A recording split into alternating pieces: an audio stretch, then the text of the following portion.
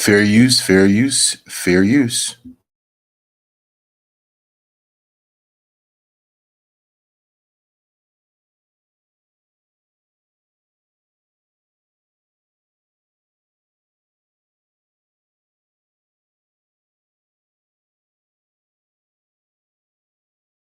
No woman, no cry. No woman, no cry. Hey, little darling, don't shed no tear. No woman, no cry. Good friends we have, and good friends we've lost along the way.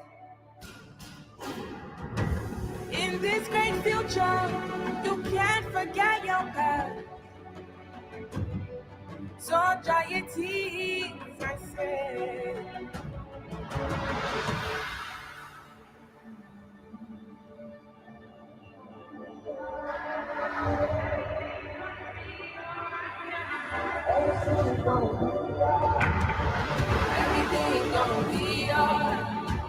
Everything's gonna be alright. Everything's gonna be alright. Everything's gonna be alright. Everything's gonna be alright. Everything's gonna be alright. Everything's gonna be alright. Everything's gonna be alright. What's up, everybody?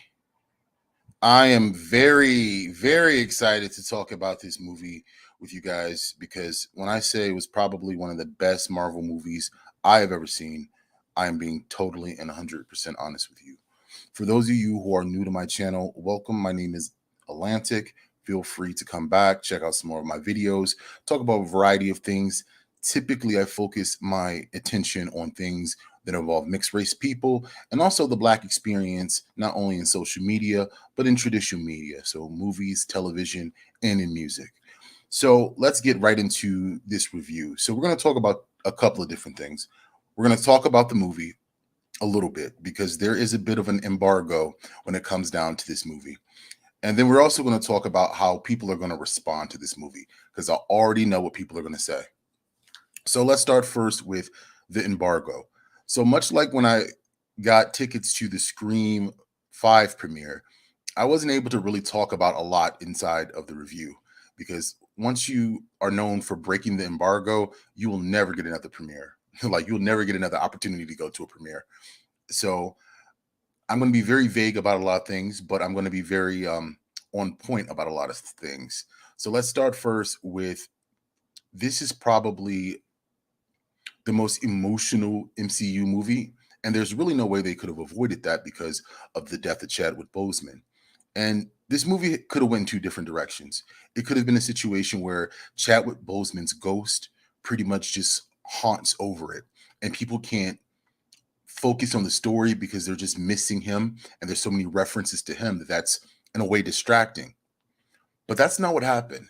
They immediately addressed the passing of Chadwick Boseman or T'Challa, and they handled it in a very respectful, graceful, beautiful kind of way. So they did a very good job of handling that part. And yes, a lot of the story did focus on the death of T'Challa, but that wasn't the only thing. They were able to connect what was going on with Namor. I know we've been calling him Namor, and we've been calling him Namor for years, but he says Namor. So addressing the issue with Namor, and then there's another semi-antagonist that I can't talk about yet, but it'll be a fun surprise. One of the great things about this movie is for those of you who are really excited about seeing the X-Men and seeing the mutants have entered the chat. They have officially entered the chat. And I get that Miss Marvel, there was an MCU television show called Miss Marvel. I know they technically introduced, mutants with that television show, but Namor really hits different. He is number one of the older Marvel characters, and to get to finally see a real mutant inside of the MCU was great. Namor's He says Namor. I'm going to say Namor a lot. I just can't help it. Namor's character was, I can't really call him a villain. The best way that I can describe his whole aesthetic was very Magneto like. If you guys are familiar with X-Men and Magneto's character, Magneto isn't really a bad guy. Magneto is kind of like Malcolm X. It's like by any means necessary. If that means messing things up, we're gonna do it. I mean, that's Magneto's approach. And Namor has a similar approach. And if you're familiar at all with the comic books, you know that Namor and the Atlanteans had issues with, the people of Wakanda. They do a very good job at still creating that same element, but not necessarily washing and repeating what we've seen in comic books. So they did a really good job with that. Angela Bassett, first of all, anytime a studio hires Angela Bassett, they know what they're going to get. Angela Bassett is going to Angela Bassett, and she Angela Bassett through the entire movie. I mean, if there was anyone that was going to be nominated for an Oscar, and we know MCU movies and comic book movies in generally, they don't really get Oscar nominations, at least not for the acting. Maybe the cinematography, maybe the soundtrack, but generally not the acting. Angela Bassett put in work. They're probably still not going to give her an Oscar nomination, but if they were, this would be the one. She put on quite a performance. And going back to what I was saying about Chadwick Boseman's character, even though he's not in the movie, you can still feel his essence throughout the movie. Now, here's some things that are going to piss people off, specifically people who are in the Manosphere or people who feel like that these movies are becoming too quote unquote woke, because there was more of a feminine or a female visibility in the movie than anything else. Even M'Baku's character is all like he's pretty much not in the movie. So a lot of men, specifically black men, are going to be upset when they see this movie. It just is what it is. Because of course, no one knew, what was going on with Chadwick Boseman. And no one could have, foreseen what was going to happen with him. So it's an unfortunate situation. But they could have kept M'Baku's character. They could have done more with M'Baku's character. They could have brought other strong male characters to the forefront, and they chose not to. And a lot of people are going to be unhappy about that, specifically in a post Kevin Samuels world where people are like really sensitive about things like male representation, specifically black male representation. So you have a very important black male character who unfortunately dies. He's not recasted. And now you just have a movie full of women, and they're powerful, strong, respectable, beautiful women. But it's almost like you're saying that black male characters don't matter. They're not relevant to the story. And that's going to upset a lot of people. I can already tell that people are going to focus on that. They're going to get super upset. It's going to be a social media, storm of just complaints on Twitter, YouTube. I can already see it, and they won't pay attention to the beauty that was in the movie. And that's an unfortunate thing. So Marvel, Hollywood in general, you can't just assume that black males don't exist and they don't need to be in the movies. We can just put a bunch of black women there and that's all we need. Black women are tremendously important.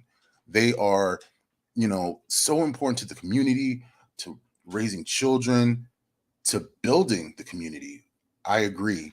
But to completely omit black men, especially in the environment that we're in, especially after losing Chadwick Boseman, it was a bad idea. It was a really bad idea. So that's probably the biggest issue that I had. And I noticed a lot of people who've reviewed the film also noticed that as well.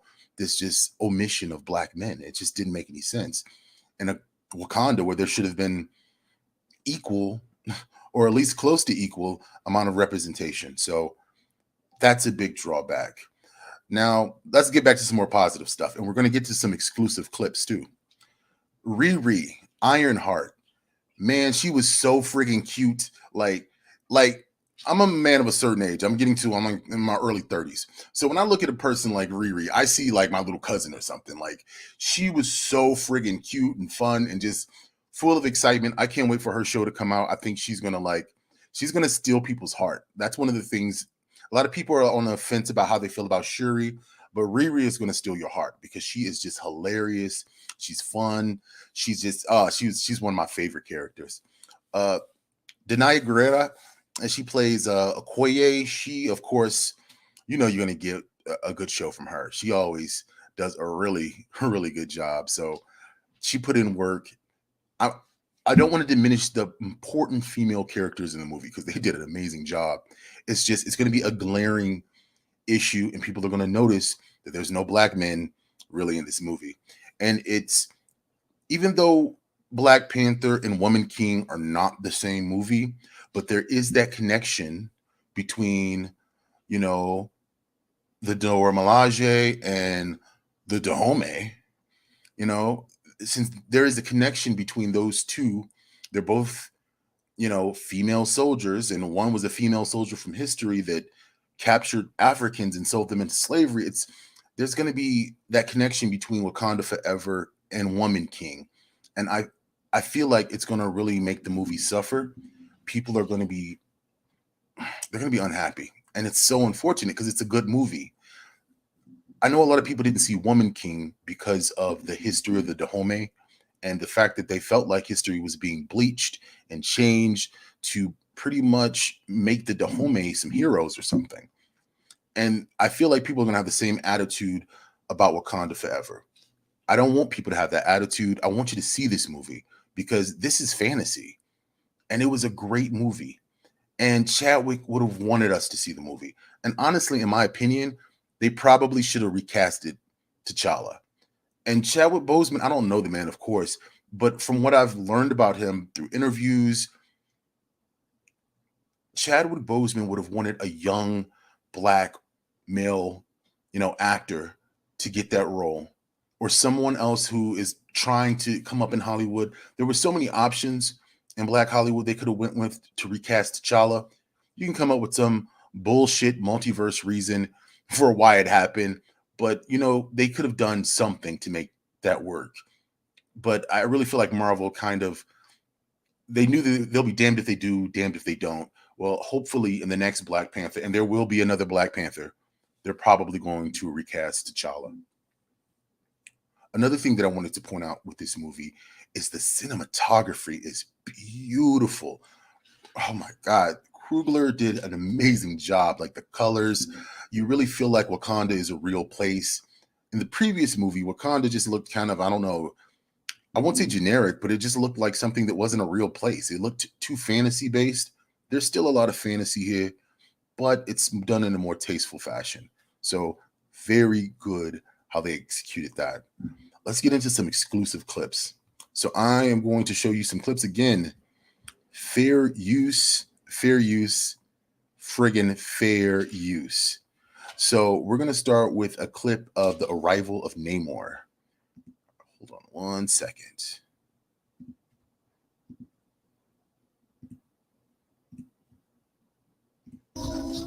Stop! Right there! Who are you? And how did you get in here? This place is amazing. The air is pristine. And the water. My mother told stories about a place like this. A protected land with people that never have to leave, that never have to change who they were. What reason did you have to reveal your secret to the world? I am not a woman who enjoys repeating herself. Who are you? I have many names. My people call me Khan, but my enemies call me Namor.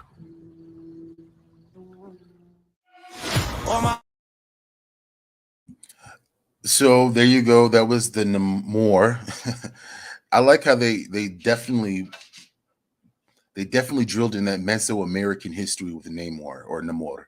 And I really love that. Namor's character is friggin' awesome in this movie. And as you can see, you kind of get the vibe that Namor isn't like a villain. He's not like, you know, Apocalypse or someone who's obviously a bad guy. So even though there isn't a lot of masculine black energy, Namor was definitely bringing the man energy in this movie. So you'll definitely get that. But I'm telling you, a lot of black men are going to be upset that there was no black male representation besides M'Baku, who like he I almost said something. Shit. You guys are going to be unhappy about that element. Oh, what's up, Diana? What's going on? Did main character die? Yeah, they address T'Challa's death very early on in the movie. Very, and when I say it's done in such a beautiful fashion, like it's almost like a funeral in during the movie. A lot of people were pretty sad. It was people were crying during the movie because Chadwick Boseman was a beloved actor. He was beloved by not only just the Black community but just the acting community because he was such a positive gentleman, definitely involved in charity. So it's almost like you're kind of reliving it again. When I look at the whole Chadwick Boseman situation, I remember his last video that he did, and a lot of people were making jokes about him because he looked really sick. And when I saw the video and I saw how thin he was, it reminded me of my father when he was about to pass from leukemia. So I kind of had a vibe that whatever was going on with him was medical. So like when I saw the movie and just the funeral procession situation, it was just wow. Like it kind of took me back to that feeling. And it was a very sad, but done in a respectful way because it could have been done in a tacky way. And I like how Marvel realizes that number one, this needed to be handled with respect. I just don't like how they didn't realize that by not having any Black males in a movie about Africa, a fictional African, country, it's going to piss off a lot of these internet people, these Kevin Samuels and Kevin Samuels like people, because we know Kevin Samuels is passed on, but like those kind of people who really react to that type of content and get triggered by that. I'm telling you, right after this movie comes out to everyone, it's going to be a bevy of, oh, I hate, Black Panther, no Black men, they're trying to replace us, divester this and blah, blah. You know how it's going to get ugly. I didn't think it was drugs. I knew it was medical. I was hoping it wasn't cancer. Yeah, unfortunately, as soon as I saw the way he looked and just he didn't look like he was confused or anything like that. It wasn't like when you see someone who's on drugs, especially if they're high, you can tell. And he was very clear, and it was almost like he was saying goodbye. And I don't know, it was a sad thing, but he leaves behind a great library of movies. If you ever got to see him live, because he was also a live actor, he was very involved in the arts, man. But what else? Oh, there's another clip that I want to show you guys. Hold on one second. Fair use, by the way.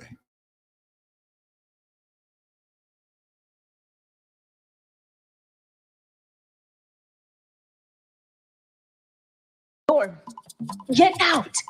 Hey, I'm warning you, do not take another step toward me. See how they teach the children to treat their guests. Put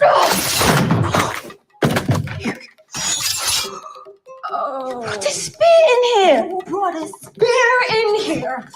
I like it. Hey. Put it down. Put it. You'll hurt yourself. Come on. It's all right, princess. Small girl. I am going to give you two options. You can come to Wakanda, conscious or unconscious. You need to be conscious of the way that you look. Walking around here with that ash on your head. Oh, it's funny. No, it's not. Mm-hmm. I told you. You look good. All three of the women look very beautiful in that movie. When I say that people look good in that movie, they look good. Like, not only just, of course, the beauty, but just, like I said, like the amount of detail to the color, cinematography was beautiful. The costumes were just rich in detail. Great movie. And then, of course, the new Black Panther costume, in my opinion. I mean, most of y'all know who the new Black Panther is. I mean, I still can't say it, but most of y'all know who it is at this point, or at least you feel like you know who it is. But the costume that Black Panther was wearing, because I can't even confirm the pronoun. That was a badass costume. Like, and there was this one scene where literally they are fighting horizontally. It's some crazy shit. It's amazing. So really good cinematography, great fight sequences. Like, don't get it twisted. Even though this is a very female-dominated movie, the fight sequences, they were going in on the fight sequences. As far as the MCU movie, as I wrap things up, in my opinion, one of the better MCU movies. A lot of people were talking shit about Doctor Strange. I personally liked it. But the biggest issue with the MCU is that none of these movies are moving the plot along. It seems like ever since Endgame, they just didn't know what to do. But I guess the idea is, instead of moving the plot along, we need to settle some things before we get to the next step. Because I feel like the next step is going to be focused primarily on the mutants and the X-Men. I feel like that's what everything is being set up for. So that's all I can say. That's all I can. I almost said something that would get my channel shut down. So enjoy the rest of your day. Enjoy your Friday. Check out Wakanda Forever when it comes out, and subscribe to my channel. God bless.